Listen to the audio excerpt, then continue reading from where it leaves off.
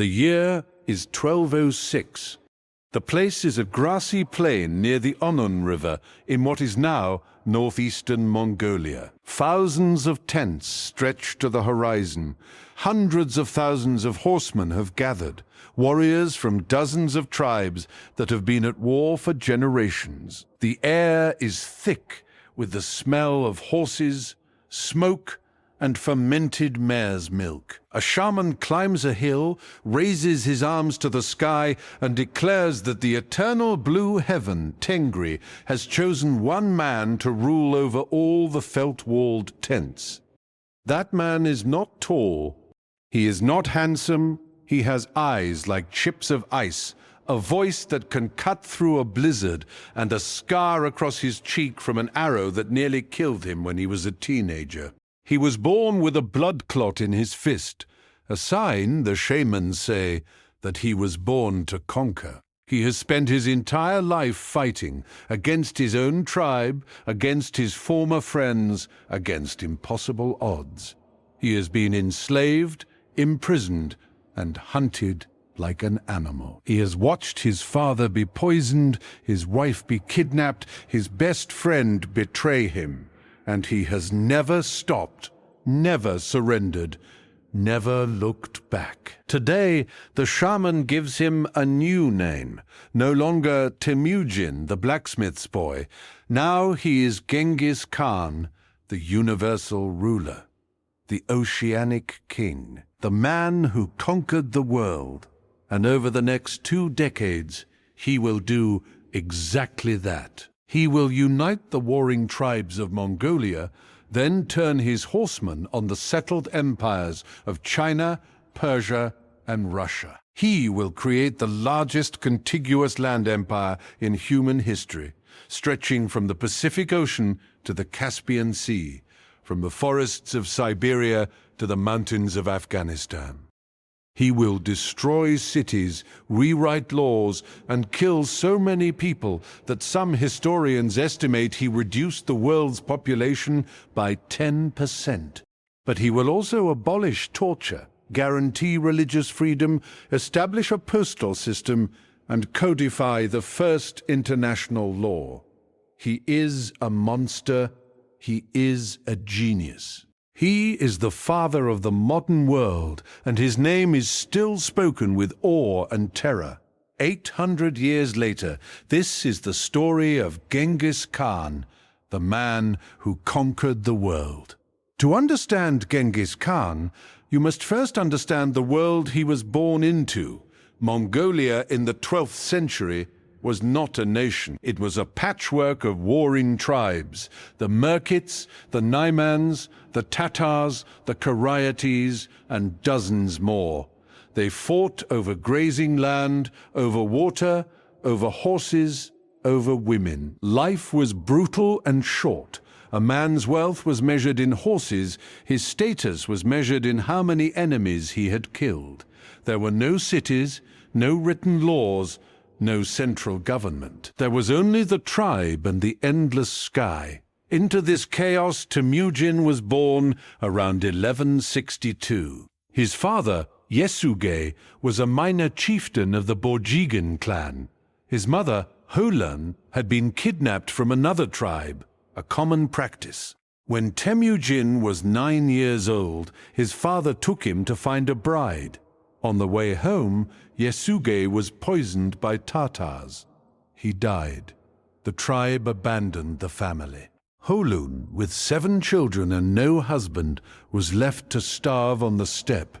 She gathered wild onions, dug for roots, fished in the rivers. She taught her sons to survive. And Temüjin learned the first and most important lesson of his life: trust no one. His own people had left him to die. He would never forget that. He would never rely on anyone but himself. The teenage years of Temüjin were a brutal education in Mongol politics. He was captured by the Taichiud tribe, who put him in a wooden kang, a heavy wooden collar, and paraded him as a prisoner. He escaped with the help of a sympathetic guard, hiding in a river with only his head above water for an entire day. He survived. He found refuge with his father's blood brother Togrul, the chieftain of the Keraites. Togrul accepted him as a vassal. Temüjin began gathering followers, outcasts, orphans, warriors who had been betrayed by their own tribes. He gave them one simple promise: loyalty. If you follow me, I will never abandon you. If you are loyal to me, I will make you rich. And if you betray me, I will kill you and everyone you love. This promise was the foundation of the Mongol Empire. Not blood, not tribe, loyalty. By the time he was 20, Temüjin had a small army. He married his betrothed, Borte. She was kidnapped by the Merkids, a common raid. Temüjin raised a force of allies, attacked the Merkid camp, and rescued her. She was pregnant with his first son, Yochi, whose paternity was always in question. But Temüjin accepted the child as his own. He never turned his back on Berte, and he never forgave the Merkids. He would destroy them completely years later. That was Temüjin's way. He could wait. He could plan. But he never forgot.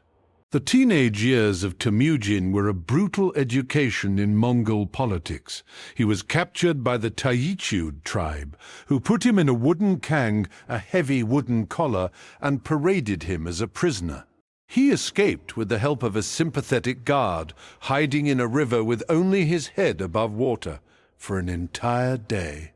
He survived. He found refuge with his father's blood brother, Togrul, the chieftain of the Keraites. Togrul accepted him as a vassal. Temüjin began gathering followers, outcasts, orphans, warriors who had been betrayed by their own tribes. He gave them one simple promise: loyalty. If you follow me, I will never abandon you. If you are loyal to me, I will make you rich. And if you betray me, I will kill you and everyone you love. This promise was the foundation of the Mongol Empire. Not blood, not tribe, loyalty. By the time he was 20, Temüjin had a small army. He married his betrothed, Borte. She was kidnapped by the Merkids, a common raid. Temüjin raised a force of allies, attacked the Merkid camp, and rescued her. She was pregnant with his first son, Yochi, whose paternity was always in question. But Temüjin accepted the child as his own. He never turned his back on Berta, and he never forgave the Merkids. He would destroy them completely years later. That was Temüjin's way. He could wait. He could plan. But he never forgot.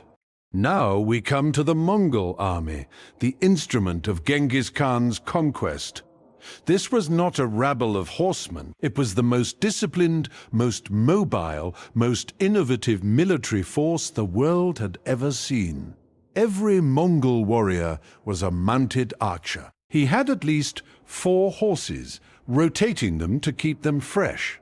He could ride 100 miles in a day. He could shoot his composite bow from the saddle with deadly accuracy, loosing 10 arrows per minute. He wore silk under his leather armor. Silk, because an arrow that penetrated the body would push the silk into the wound, making it easier to extract. He carried a scimitar, a lance, a lasso, and a battle axe. He did not carry food. He drank mare's milk and ate dried curds, and when those ran out, he opened a vein in his horse and drank its blood. He could survive for weeks without resupply. The Mongol army was organized into decimal units: Arban, 10, Zuan, 100, Mingan, 1,000, Tumen, 10,000. Each unit had a commander, and commanders were promoted based on merit, not birth. The army used a sophisticated signaling system: flags by day, lanterns, and smoke by night. They had a messenger system that could carry orders across 1,000 miles in less than a week. They had siege engineers recruited from conquered cities, Chinese, Persian, Arab, who built catapults, battering rams, and even primitive gunpowder weapons. They had spies everywhere. They knew the terrain, the politics, the weaknesses of every enemy before they invaded, and they had a leader who never asked his men to do anything he would not do himself. Genghis Khan rode with the vanguard. He ate the same food. He slept on the ground. He took the same risks. His men loved him because he was one of them, the greatest of them, but still one of them. The tactics of the Mongol army were terrifying. The standard formation was the caracole, a feigned retreat. The Mongols would charge, fire a volley of arrows, then turn and flee as if in panic. The enemy would chase them, breaking formation. Then the Mongols would turn, surround the enemy, and shoot them from all sides. This tactic worked against knights, infantry, and even other horse archers. The Mongols also used the tulugma, an encirclement tactic where the main body pinned the enemy while the wings swept around the flanks. At the Battle of the Kalka River in 1223, the Mongols used this tactic to destroy a combined Russian-Kipchak army of 80,000 men. The Russian princes were captured and crushed to death under a wooden platform, a death that did not spill blood, respecting their status. The Mongols respected courage. They respected nobility. They just killed them anyway. The Mongols also mastered siege warfare. They had no experience with cities when they first invaded China. They learned quickly. They captured Chinese engineers and forced them to build siege towers, catapults, and battering rams. They diverted rivers to flood cities. They built walls around cities to starve them out. They used prisoners as human shields, forcing them to march in front of the Mongol ranks, absorbing arrows and bolts. And when a city refused to surrender, the Mongols massacred everyone inside. Not out of cruelty, though there was cruelty, but out of policy. Genghis Khan believed that terror was a weapon. If one city resisted and was annihilated, the next 10 cities would surrender without a fight. It worked. Again and again, cities opened their gates to the Mongols without firing a single arrow. They had heard the stories. They knew what happened to those who resisted. Now let us follow Genghis Khan's conquests. First, the Tangut kingdom of Xia in northwestern China. The Mongols invaded in 1209. The Tangut fought bravely, but they were outmatched. They surrendered in 1210, becoming a vassal state. Next, the Jin dynasty of northern China. This was a much larger enemy, a sophisticated empire with cities, armies, and fortifications. The Mongols invaded in 1211. They defeated the Jin armies in the field, but the cities held out. The siege of Zhongdu, modern Beijing, took years. The Mongols starved the city. The Jin emperor fled. Zhongdu fell in 1215. The Mongols sacked it, burning palaces and killing thousands. The Jin would survive for another 20 years, but they were never a threat again. After China, Genghis Khan turned west. The Khwarezmian Empire, centered in modern Iran, Turkmenistan, and Uzbekistan, was a powerful Muslim state. Its Shah, Ala ad-Din Muhammad, made a fatal mistake. He executed a Mongol trade caravan and murdered the ambassadors Genghis Khan sent to negotiate. Genghis Khan was furious. He sent a single message: "You have chosen war, you will have it." In 1219, the Mongol army, perhaps 150,000 men, crossed the Sir Darya River and invaded Khwarezm. The Shah had a larger army, but he was a poor commander. He distributed his forces among dozens of cities, thinking the Mongols would fight each city one by one. He was wrong. The Mongols split into 4 armies, each attacking a different city simultaneously. The cities fell one after another: Otrar, Bukhara, Samarkand, Urgench. At Bukhara, a city of great mosques and libraries, Genghis Khan rode into the main mosque and declared, "I am the punishment of God." If you had not committed great sins, God would not have sent a punishment like me upon you. The city was looted. The survivors were enslaved. The Shah fled to an island in the Caspian Sea and died there alone, sick, abandoned by everyone. His son, Jalal ad-Din, fought on, but he was defeated at the Indus River. He swam to safety. Genghis Khan watched him go and said, "That is a father of warriors." He did not pursue. The Khwarezmian Empire was destroyed. The Mongols then raided into the Caucasus, defeating the Georgians and the Russians. They reached the Crimean Peninsula, looking out at the Black Sea. They had conquered from the Pacific to the edge of Europe. The secret to Genghis Khan's success was not just military, it was political and legal. He created the Yasa, a code of laws that applied to everyone in the empire. The Yasa banned blood feuds, kidnapping of women, and theft of horses. It mandated religious tolerance. Shamans, Buddhists, Taoists, Muslims, Christians, and Jews all had the right to worship freely. It exempted clergy and the poor from taxation. It established the postal relay system, the YAM, a network of stations where messengers could change horses and continue at full speed. It created a census and a system of taxation based on actual wealth, not arbitrary demands. It abolished the old tribal aristocracy and replaced it with a meritocracy. A shepherd could become a general if he proved himself. A nobleman could be executed if he disobeyed orders. The Yasa was not written down, it was memorized and recited. But it was enforced with iron discipline. Genghis Khan also understood the value of intelligence. He had a vast spy network that operated across Asia. He knew the politics of the Jin court, the weaknesses of the Khwarezmian army, the feuds between Russian princes. He used this knowledge to divide his enemies, to bribe their allies, to turn their own people against them. He did not just conquer with arrows, he conquered with information.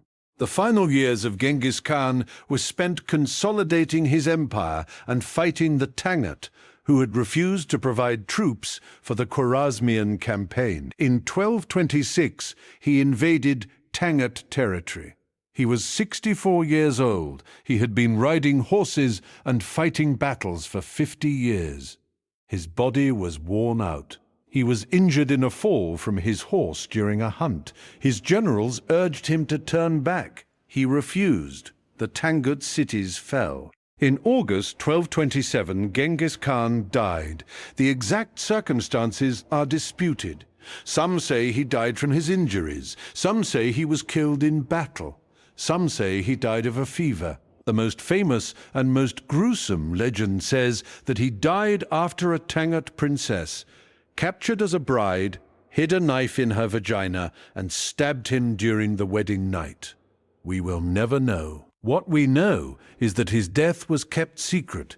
His body was carried back to Mongolia, and anyone who saw the funeral procession was killed. He was buried in an unmarked grave in the Kintai Mountains, according to his wishes. The location has never been found. His tomb is guarded, the legend says, by a river that was diverted over it and by a forest of trees that were planted to hide it. Genghis Khan wanted no shrine, no monument, no worship. He wanted only the empire he had built. After his death, his empire was divided among his 4 sons. Yochi, represented by his son Batu, Chagatai, Ogedei, and Tolui. Ogedei became the Great Khan. Under Ogedei and his successors, the Mongol Empire continued to expand. It conquered the rest of China under Kublai Khan, who founded the Yuan dynasty. It conquered Persia, Iraq, and Syria under Hulagu Khan. It conquered Russia and Eastern Europe under Batu Khan. The Mongol Empire reached its greatest extent in 1279, stretching from the Danube to the Sea of Japan, from Siberia to Burma. It was the largest contiguous empire in history, 24 million square kilometers, nearly twice the size of the Roman Empire. And it all began with a boy who was abandoned on the steppe, who learned to trust no one, who rose from slavery to rule the world. So what can we learn from Genghis Khan? First, that meritocracy works. The Mongol Empire was built on talent, not birth.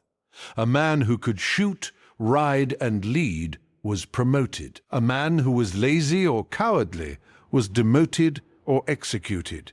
This created an army of motivated, capable warriors. Second, that mobility is power. The Mongols could move faster than any enemy. They could strike where they were not expected, retreat when they were outnumbered, pursue when the enemy fled. In the age before railroads and telegraphs, speed was the ultimate weapon. Third, that terror is a strategy. Genghis Khan did not enjoy killing, not as a sadist. He killed as a tool. He made examples of cities that resisted so that other cities would surrender. It was brutal. It was effective. Fourth, that a leader must lead from the front. Genghis Khan never asked his men to do anything he would not do. He ate their food, slept in their tents, rode in their ranks. He was not a distant ruler. He was one of them. That is why they followed him to the ends of the earth. Fifth, that law is the foundation of empire. The Yasa created order out of chaos. It made trade possible. It made travel safe. It made different peoples, Mongols, Chinese, Persians, Uyghurs, Turks, into citizens of a single state. Without the Yasa, the Mongol Empire would have collapsed as quickly as it rose. It lasted for over a century because Genghis Khan wrote rules. Today, Genghis Khan is a controversial figure. In the West, he is remembered as a brutal conqueror, a murderer of millions. In Mongolia, he is a national hero, the father of the nation. His face is on the currency. His name is on the airport. Statues of him tower over the capital, Ulaanbaatar. The Mongolians see him not as a destroyer, but as a unifier, the man who took a scattered, starving, warring people and gave them pride, power, and purpose. Both views are true. Genghis Khan was a killer. He was also a genius. He destroyed civilizations. He also built one. He is not a simple figure. He is not a hero or a villain. He is a force of nature, a hurricane on two legs, a man who bent history to his will. And 800 years after his death, we are still trying to understand him. We are still telling his story. That is the mark of a true world conqueror. Not that he won every battle, but that he can never be forgotten. The man who conquered the world. The universal ruler.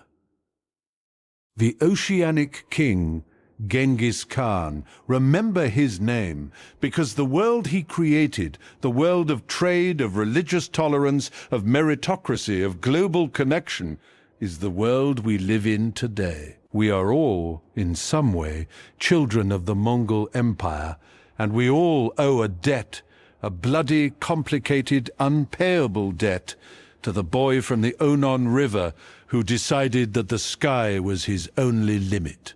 That is the story of Genghis Khan, the man who conquered the world, and the legend that will never die.